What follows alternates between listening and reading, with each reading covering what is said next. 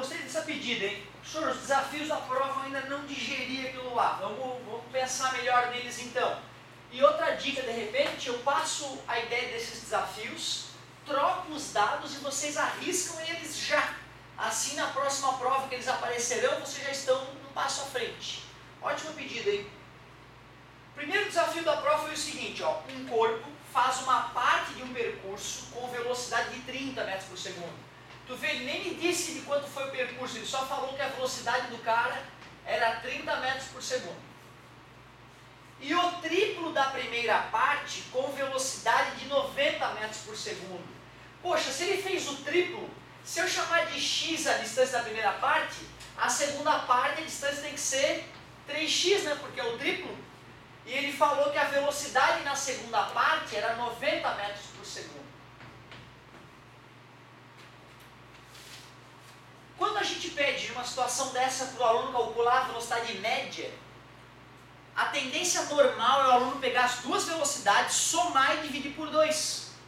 Só que isso só vai dar certo numa situação em que o sujeito fica o mesmo tempo andando numa velocidade e o mesmo tempo andando em outra. Por exemplo, se eu ficar meia hora a 50 km por hora no carro e meia hora a 100 km por hora, como eu fiquei meia hora numa e meia hora na outra, a velocidade média vai ser a média das velocidades. 50 mais 100 dá 150, dividido por 2, 75.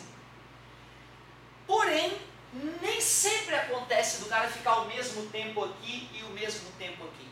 Por isso, para resolver essa questão, a gente tem que ir pela fórmula da velocidade média, que é distância dividido pelo tempo. O senhor ele não falou que distância o carro andou, mas a gente chamou de x, e se andou x no primeiro trecho e 3x no segundo, x mais 3x, 4x é a distância total. O problema é que ele vai demorar um certo tempo 1 para passar o primeiro trecho e um certo tempo 2 para passar o segundo trecho. Eu vou ter que dar um jeito de descobrir quanto vale o tempo 1 e quanto vale o tempo 2. Aí eu vou substituir ali e vou matar a questão. Como eu tenho que fazer o cálculo para ver quanto tempo ele demorou no trecho 1, eu venho aqui no cantinho e uso a mesma fórmula. Velocidade média é distância dividido pelo tempo. Qual é a velocidade do primeiro trecho? Isso eu sei, 30. Substituir o V por 30. Que distância ele andou no primeiro trecho? X. Aí eu vou calcular o ΔT1, ó, o tempo para o primeiro trecho. Está dividindo, passa multiplicando, cuidado com isso. O ideal é que vocês se esforcem para tentar entender que a verdade é multiplicar os dois lados por ΔT1. Vou pegar o 30 que está multiplicando, vou passar dividindo, isso é muito perigoso. O ideal é que vocês aprendam a raciocinar como se eu estivesse dividindo ambos os lados por 30. Achei, ó, oba, já achei quanto vale o ΔT1. Ó.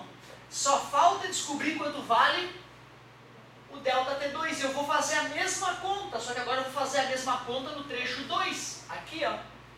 Velocidade é distância sobre o tempo. Deixa eu ver qual era a velocidade. Era 90.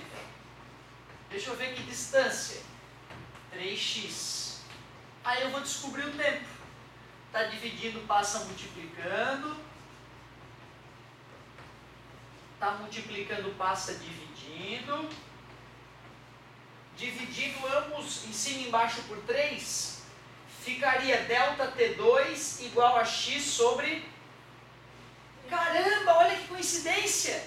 Aconteceu que os tempos deram iguais. Só pelo fato de os tempos terem dado iguais, eu poderia usar aquele macete de somar e dividir por 2. 90 mais 30, 120 dividido por 2, 60. Eu já sei que a resposta vai ser 60, mas como eu quero ensinar vocês todas as situações possíveis, eu vou continuar com o meu raciocínio aqui, certo? Outra coisa que vale a pena falar para vocês. Eu fiz o meu primeiro ano do ensino médio lá em Bituba, num colégio chamado COPEIMB, que é a primeira cooperativa educacional do estado de Santa Catarina. Até era um colégio legal lá para Bituba, era bem acima da média da região. Mas não dava de comparar com Energia, com Decisão, com Geração, que eram colégios da Grande Florianópolis que estavam bem à frente da COPEIMB. Eu estudando lá no primeiro ano em Bituba, eu não aprendi a fazer esse tipo de conta no primeiro ano. Eu só fui conhecer esse tipo de probleminha no terceirão. Então tu vê, eu já estava mais maduro. E eu era um aluno bom, cara, eu era um aluno bem competitivo. Eu tirava só 9 e 10 naquela E mesmo assim eu tive que treinar alguns dias à tarde em casa para dominar essa questão. Só para te ver, né, cara, tu tá num desafio grande, porque nós aprendemos velocidade ontem, basicamente, e hoje já tem um probleminha de nível médio aqui para vocês, ó.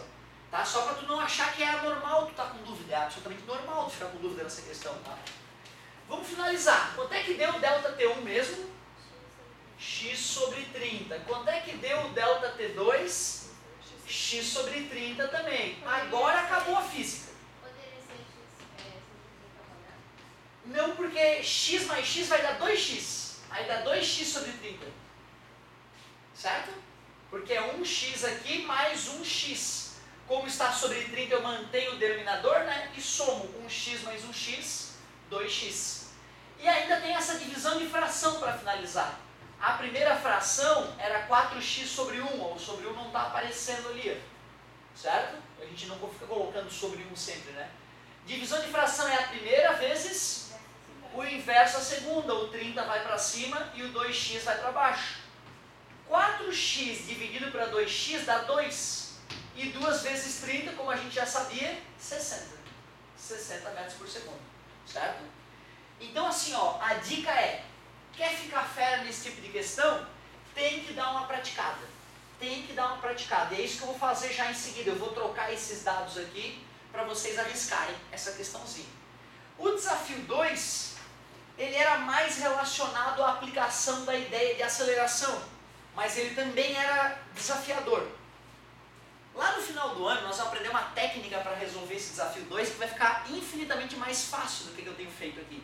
Mas como nós não chegamos ainda nesse ponto da matéria, né, eu não posso adiantar, não vai fazer sentido adiantar. Deixa eu pegar a questãozinha do desafio 2 aqui. Aqui está. Olha que interessante. Uma nave com velocidade de 100 metros por segundo no tempo de 7 segundos. Então imagina que alguém está gravando um vídeo, a câmera do cara é tão ninja que detecta a velocidade. Ele começou a gravar e de repente 7 segundos depois ele percebe que o avião que ele está filmando, que a nave, que o que tu quiser na verdade, né? Vamos fazer um avião aqui, ó. Ultra moderno no avião. Lá vai o avião, V0 de 100 metros por segundo. E ele olha para o tempo em que ele está gravando, 7 segundos. A câmera do cara também detecta a aceleração do objeto. Então a aceleração do objeto que ele estava filmando era 12,5 metros por segundo ao quadrado. Determine a velocidade desta nave. Então depois de um tempo, o avião já vai estar com uma outra velocidade. Ele quer saber que velocidade é essa do avião. Quando? No tempo de 23 segundos. Bom, olha só. Eu sei qual é a aceleração desta coisa, desse avião, desta nave. E eu sei quanto tempo se passou. Porque para descobrir o intervalo de tempo é só fazer final menos inicial. Eu sei que o tempo final de observação foi 23 segundos. O tempo inicial era 7 segundos. Então fica fácil perceber que se passaram 16 segundos. Tranquilo? Isso não foi nada demais. Nós vimos durante as aulas que a aceleração é a variação da velocidade com o passar do tempo. E ele falou qual era a velocidade dessa nave. Então eu posso colocar no lugar da letra A 12,5 metros por segundo ao quadrado. Não vou usar a unidade ali, né, porque vai complicar a gente. Vou botar o 12,5. Poxa, olha só, eu quero saber a velocidade dele lá no final, né? Então primeiro eu vou calcular quanto que a velocidade dele mudou. ΔV não é a velocidade, é a variação da velocidade. E eu já descobri o ΔT, que foi 16. Está dividido, passa multiplicando, ou na verdade verdadeira, multiplica ambos os lados por 16. Eu não gosto de multiplicar por 16, teria que fazer do lado, né? E 16 é 2 na quarta. Como assim, professor? 2 vezes 2, 4, vezes 2, 8, vezes 2, 16. Então, em vez de multiplicar por 16, eu posso ir multiplicando por 2, 4 vezes, que é muito mais gostoso. 12,50 vezes 2 dá 25, 24, 25 pila, 25. Vezes 2 dá 50. Vezes 2